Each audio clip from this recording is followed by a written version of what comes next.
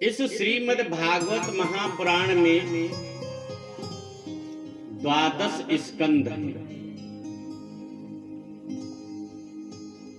और 335 अध्याय हैं।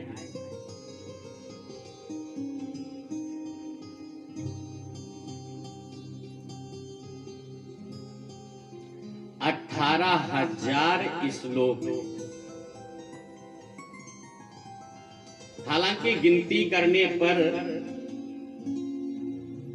18,000 श्लोक नहीं मिलते हैं, लेकिन यहाँ यत्र तत्र, क्योंकि यह 18 पुराणों का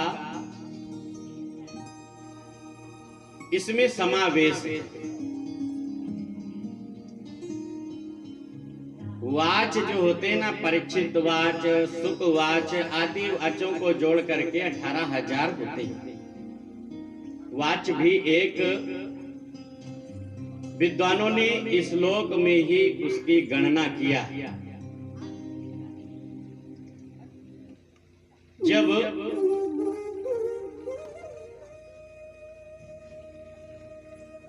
व्यास जी ने इसकी रचना किया था, सर्वप्रथम व्यास जी ने इसमें मंगलाचरण किया था।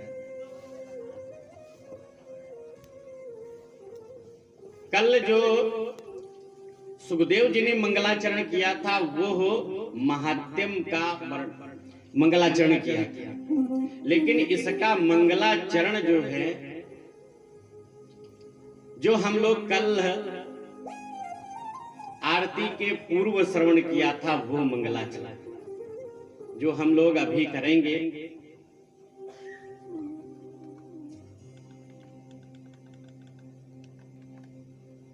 देखो, इस ज्ञान गंगा में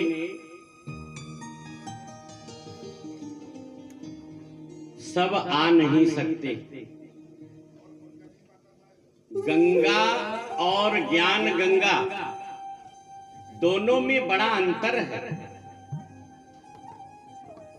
गंगा में जाने के लिए भी पाप उसको जाने नहीं देते, और यदि संतों के कहने से, इन ब्राह्मणों के कहने से यदि वो चलने के लिए तैयार हो गया तो उसको उसके पाप कोसते हैं।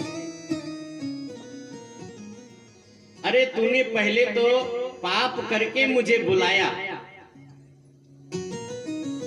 बड़ी मुश्किल से मुझे बढ़िया सुंदर सा स्थान सिर मिला था, उसके पर बैठा था, और तो गंगा स्नान करके मुझे पुनः मारना चाहता। चिल्लाते हैं।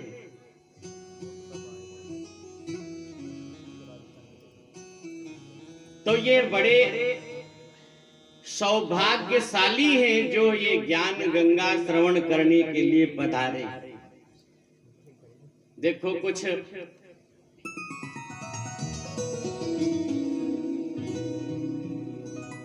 माताएं दाता से आ गई, लेकिन यहीं पर शून्यावास। महाराज ने 11 बजे का समय दिया था,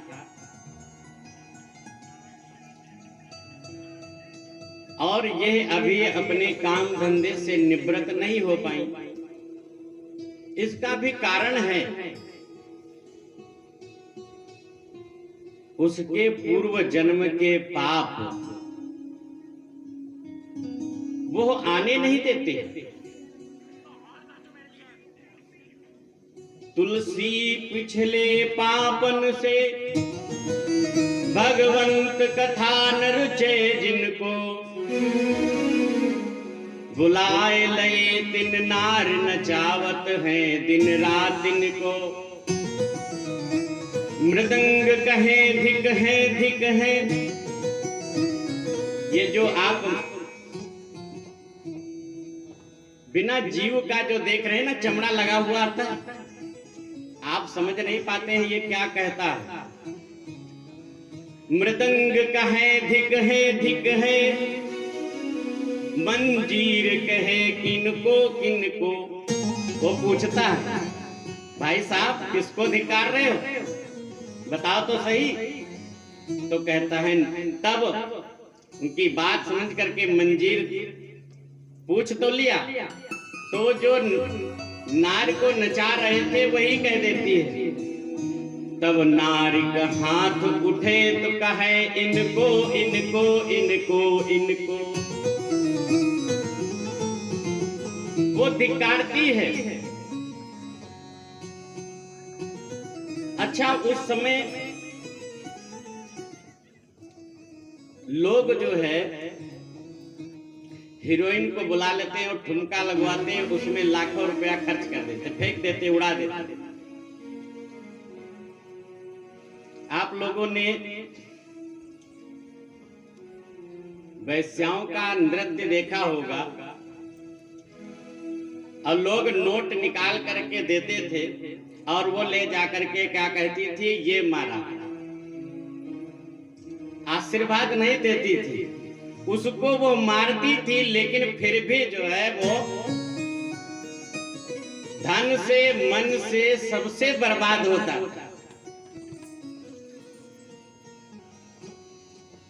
लेकिन वो उसमें अपना समय भी बर्बाद करता, पैसे भी बर्बाद करता, लेकिन इसमें न तो पैसे की बर्बादी और न ही आपके स्वास्थ्य की बर्बादी। क्यों? क्योंकि कहते हैं महापुरुष, यह श्रीमद् भागवत महापुराण यह एक टॉनिक है। इस टॉनिक को जो पी लेता है, कहते हैं ये जो श्रीमद् भागवत की, जिसको हार्ट अटैक की बीमारी हो, बीपी की बीमारी हो, और यदि नित्य नियमित श्रीमद् भागवत की कथा श्रवण करे, निश्चित ही उसकी ये बीमारी नष्ट हो। लेकिन कोई सुनता ही नहीं, गलती उसकी नहीं है।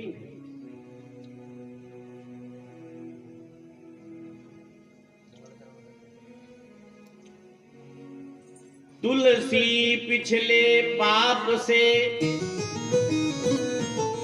हरि चर्चा न सुहाए,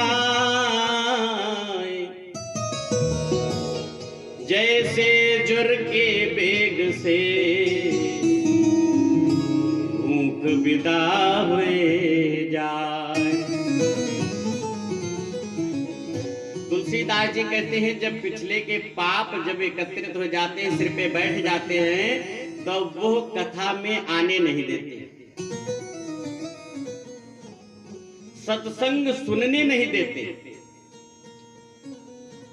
लोग देखो जुआ खेलते रहेंगे, ताश खेलते रहेंगे। अरे वही ताश में यदि जो समय बर्बाद कर रहे हो, यही मान करके चलो वही बैठे रहते हैं। यदि यहाँ आप बैठे ही रहोगे मन मार करके, तो निश्चित ही कल्याण होगा।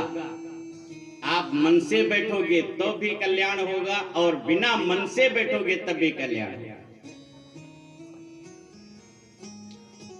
जैसे अमृत होता है ना, इच्छा से पियो तो भी अमर हो जाओगे, और बिना इच्छा के पान करो तब भी अमर हो। वो अमर ही करता है। उसी प्रकार से ने यह श्रीमद् भागवत की कथा कहते हैं, जैसे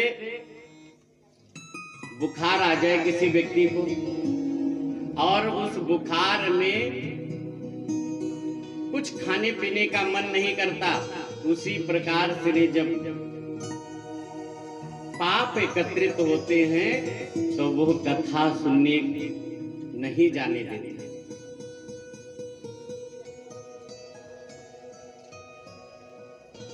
चलो, हम लोग तो सुन ही रहे हैं, माता भी सुन ही रही है कथा, और महाराज तो माता जी के लिए और सबके लिए एक प्याऊ खोल दिया। प्याऊ खोल दिया जाता है, मर्जी हो कोई पिए और मर्जी हो न पिए, पियाने वाला बैठा हुआ है पिलाने के लिए। आओ और पान करो, अपनी प्यास बुझाओ, घर को जाओ। और यदि न कोई पिए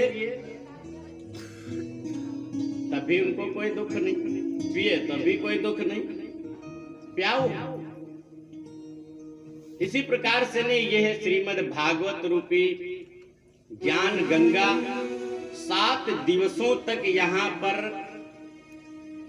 निरंतर बहेगी और इस गंगा में सौभाग्यशाली ही आकर के गोता मारेंगे। सबको ये अवसर नहीं मिलेगा। बहुत तो लोग सोचेंगे अरे इतनी दूर है, देखो आने वाला जो होता है ना, अंदर रुचि होती है तो यहाँ से ने 10 कोस दूरी हो वहां से भी आ जाता। देखो दाता से ने को वहां से ने आ गए यहाँ कथा सुनने के लिए, लेकिन यहाँ सुल्यावास के यहीं पर पास में ही गांव में ही है, लोग नहीं आ पाते क्योंकि जन्मांतरे भवेत् पुण्यम तदा भागवतम लभेत।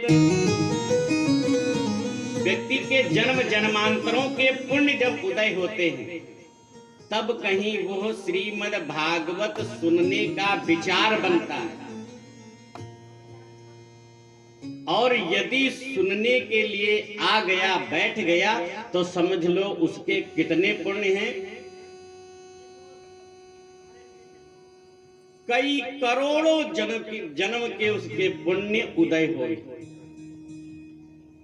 तब उसको यह श्रीमद् भागवत सुनने का अवसर प्राप्त हुआ।